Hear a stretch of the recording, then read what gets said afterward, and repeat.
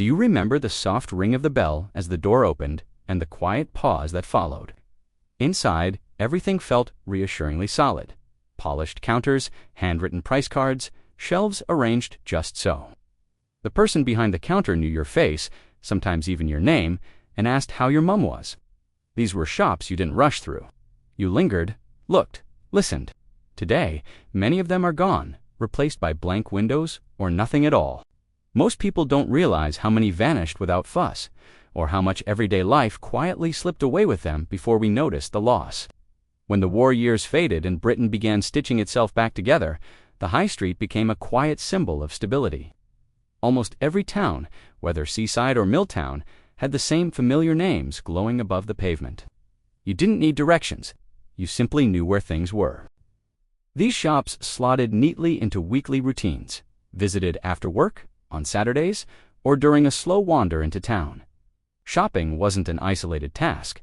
It was a shared rhythm. You met neighbors, exchanged news, and felt part of something steady. The layout never seemed to change, and neither did the expectations. You trusted the quality, understood the prices, and felt confident handing over your coins without hesitation. By today's standards, choice was narrow. There were fewer brands, fewer options, fewer decisions to make, yet confidence was high. These shops felt permanent, like the postbox on the corner or the bus stop outside. It never crossed anyone's mind that one day they might simply disappear, leaving behind only memories and empty spaces where certainty once lived. And in that ordinary predictability, people found comfort, belonging, and reassurance, never questioning the foundations beneath them because stability felt as solid as the buildings themselves then. Step onto any British high street in the 1960s or 70s, and you'd find a rhythm as comforting as the chime of the town clock. Woolworths, with its glass jars of pick and mix, rows of record singles, and shelves of practical household goods, beckoned children and adults alike. You didn't need a reason to go in. You simply wandered through, mesmerized by the familiar clutter, leaving with everything from a birthday card to a new pencil case. Just around the corner, British home stores offered sensible fashion and homeware. Mothers and fathers knew the layout by heart. Teenagers admired the modest yet reliable clothes. Shoppers moved through the aisles with quiet assurance. Then there was C&A, whose neat displays of ready-to-wear clothing seemed to promise that, whatever your need, there would be something suitable. These shops were never about glamour. They weren't designed to dazzle, but to serve, quietly, dependably, every week of the year.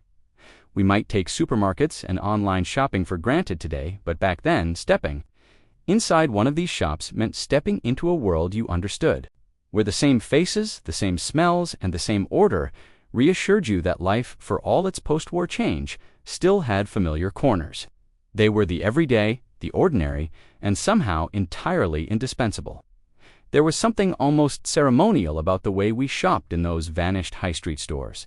You didn't just grab an item and leave. You lingered, moving through familiar aisles you could navigate with your eyes closed. Seasonal window displays marked the passing of the year, twinkling lights at Christmas, colorful umbrellas in the spring, and neatly stacked school supplies in late summer. Behind the counters, the same friendly faces greeted you, sometimes by name, sometimes with a knowing smile. Creating a quiet sense of belonging, queues were a gentle pause rather than an irritation. An opportunity to exchange a word or two with a neighbor or the shop assistant. Every interaction was personal, human, and patient. Built on trust that the person serving you would guide, advise, or even offer a small treat, a free sample, a friendly tip, a reassuring comment. You left with more than just the items you came for. You carried the comfort of connection, the satisfaction of knowing exactly where everything was, and the gentle rhythm of weekly routines. Looking back now, it's striking how much of this simple human pleasure has disappeared. We moved on to convenience and speed, and yet we seldom realized we were leaving behind something quietly remarkable, a way of shopping that felt, in its simplicity, entirely special. It didn't happen with fanfare. One week, the familiar shopfronts lined the high street, bustling with routine customers. The next, shutters were drawn, and the signs removed without warning. Woolworths British Home Stores, C&A, names that once promised reliability and comfort, quietly disappeared, replaced by chain stores or empty units. The change crept in alongside evolving shopping habits, larger supermarkets, Out-of-town retail parks and the lure of speed and convenience reshaped how we shopped. There was no ceremony, no final farewell, just a subtle emptiness where life had once moved in its predictable rhythm. For those who grew up with these stores, the absence was striking a small but tangible loss, a familiar corner of daily life erased almost overnight. Back then, a shop closing was a rare event, a moment that caused real surprise and even nostalgia before it had fully sunk in. Today, closures are expected, almost routine, a quiet background noise to modern life. But in that sudden emptiness, we can feel just how much of the heart of our towns, the warmth, the predictability, the simple human connection, has quietly vanished. More than merchandise, these shops offered a comforting rhythm to life. They were landmarks of memory, the sweet thrill of selecting a childhood novelty, the quiet pride of buying your first independent purchase, or the steady reassurance of knowing the same faces would greet you week after week. They gave structure to our days, a shared social rhythm that connected neighbors, families, and strangers alike. Each visit marked time in our lives, from school holidays to festive seasons, embedding ordinary errands with extraordinary emotional weight. Today, we might scroll through endless online options or rush through supermarkets. Yet something vital is missing. The feeling of being known, of moving through spaces that remember you as much as you remember them. The closure of these shops was more than a change in commerce. It quietly erased a network of human connection, routine, and gentle familiarity that once made our towns feel like home.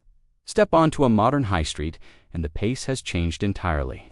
Large stores, sleek facades, and digital checkouts have replaced the friendly chatter.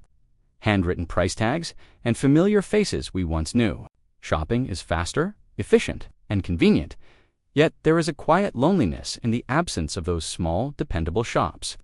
Some doors, once closed, never reopen, but if you listen closely, the memories still linger behind the glass, reminding us of a time when everyday life felt both simple and wonderfully human.